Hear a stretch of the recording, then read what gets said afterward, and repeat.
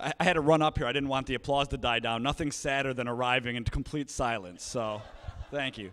How'd everybody rapture go? Do you have a good rapture today? You have a good rapture? I was standing outside, jumping up in the air, hoping to get swept up, but didn't work out for me. So, Pope culture, the highs and lows of being Catholic. And I thought the first high, and by the way, as I go down my entire list of things I think are the good and bad about being Catholic, every time I come up with a good, I always come up with a bad. So perhaps it's my pessimistic nature. So every time I say, isn't this great about Catholicism, I'll also say, oh, here's the negative. So instead, this time we'll start with something negative, and that is the rapture, and talk about it in a positive way. Here's a cool thing about being Catholic. One of the highs about being Catholic is we're not crazy.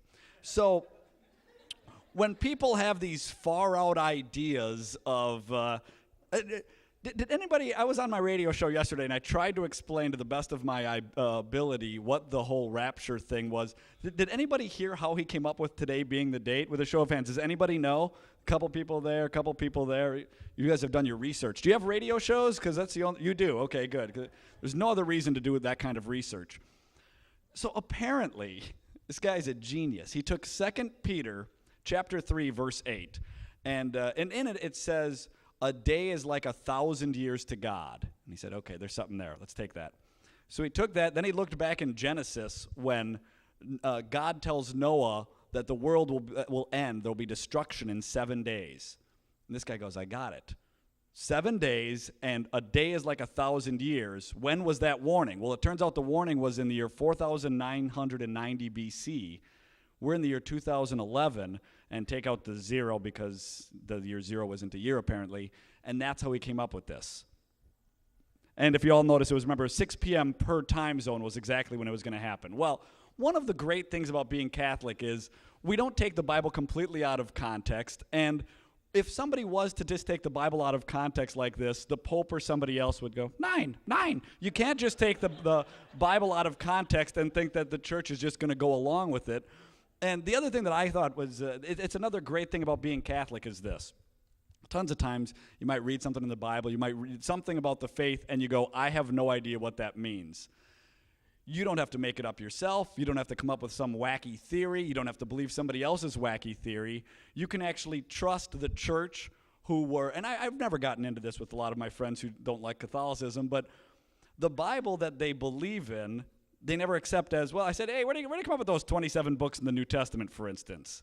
Did they fall from the sky? No. A bunch of Catholic bishops are the ones who actually did, through the inspiration of the Holy Spirit, determination that those are the 27 books that were inspired by the Holy Spirit. That's why we have the Gospel according to Mark, not the Gospel according to Big Shirtless Ron or somebody else like that, because Holy Spirit guided the church. We still believe the Holy Spirit guides the church, which is why we don't have to wonder about things like the rapture. And the rapture, of course, not even a Catholic concept, so something that a few hundred years ago nobody had ever heard of was the rapture. So I thought today, right off the bat, we can start with the highs of being Catholic is that when somebody comes up with something crazy, your otherwise normal friends can come up, because all day, all week this past week, all of my friends have been asking me about the rapture. And a couple of my friends, especially where I work at Sirius Satellite Radio, there's people of all faiths and no faith and everything in between.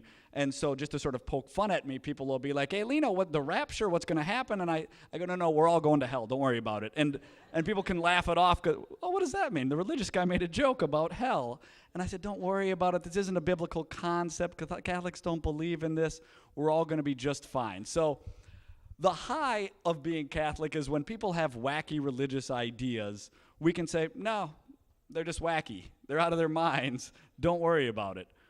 Now, one of the lows of being Catholic, then, is it's kind of a bummer, at least for me, that at least with a lot of my friends, then they take anybody who has faith and anybody who's a part of any religion, and then they lump us all together.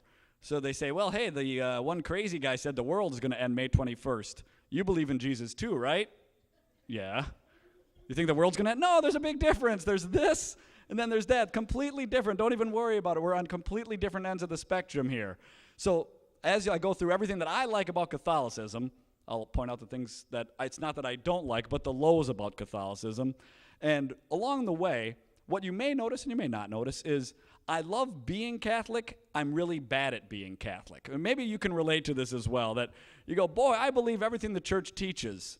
I'm bad at really following it out every day. So sometimes the very lows that I'm going to talk about aren't God's fault, they're my fault. All right, now, the word Catholic means universal. So the high of being Catholic should be the fact that because of a pope, because of all the bishops in union with him, wherever you go, there's going to be a Catholic church. Well, not wherever you go in the world. I suppose in Antarctica, it might be tough to find a daily mass. But by and large, wherever you go, there's going to be a mass. And wherever you go, that mass will be the same. The same readings that the Pope is hearing at the Vatican, they're hearing in Africa, they're hearing in Asia, they're hearing, I don't know, there's other places in the world, but those are the two that come to mind immediately.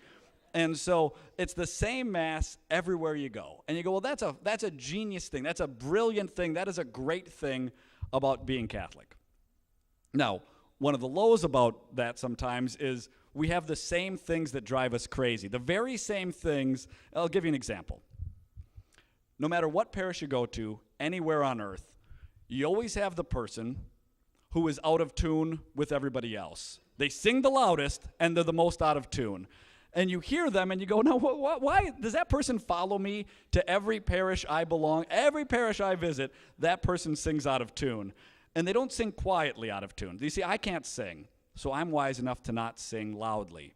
I know St. Augustine said the one who sings prays twice. And I'm pretty sure when I sing, the people praying twice are, please, Lord, let him be quiet. Please, Lord, don't let Lino sing anymore, is really the praying that I'm hearing. So you always, no matter where you go, the Catholic Mass is the same everywhere you go, and you've got the person always singing out of tune. And then you've got, especially during the creed, you hear this person, their inner metronome doesn't seem to work. They're always too fast or too slow. And, you want to give them a pass if they're hard of hearing or something like that, but, they're fine. They hear everything. They know exactly where you are. They either are leading the charge or they believe everybody's going too fast. I don't know what it is. But you're doing your thing, and you're praying along, and you say, I believe in God the Father Almighty. But this guy's already at creator of heaven and earth, and you're saying earth while I'm saying Father, and I don't understand, no matter where you are. This is one of the lows of being Catholic. It always happens, no matter where you go. You go, okay, the Mass is the same. The people are all the same, for better or worse. Every church I've ever been to, you show up a few minutes before, and at the end of every pew is somebody hanging on like it's a roller coaster. They're hanging out of that pew for dear life, right? And there's just nothing but just space in between. You can't, 15 people could fit in there. There's one guy over here, and there's just somebody else on this end here. And you walk in and you say, boy, I'd like to go to church. Oh, look at that. Can't sit there. And of course, the front pew always wide open. There's nobody hugging either end on that. You don't want to sit in the front, do you? So you look around, and then who are these people? With a show of hands, are you the people who are hanging out of the pews? Because you are? Please, what is going on? Why do you hang out of the pew? I want to come in. Why do you? And what's the? Then okay, if you're one, it's not your pew. Is it his pew? Father, is it his pew? If you buy a pew, I understand. Believe me.